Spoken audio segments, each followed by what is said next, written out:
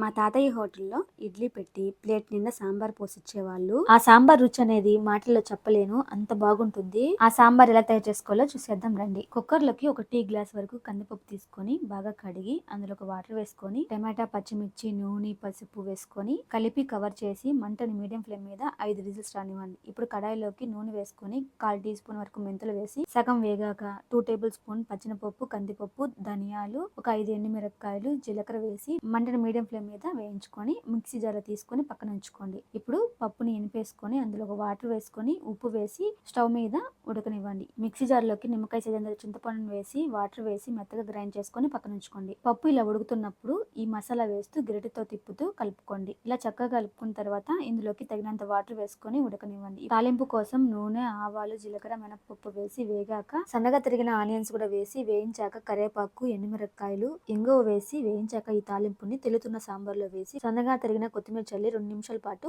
ఉడికించామంటే tasty అయిన sambar ready.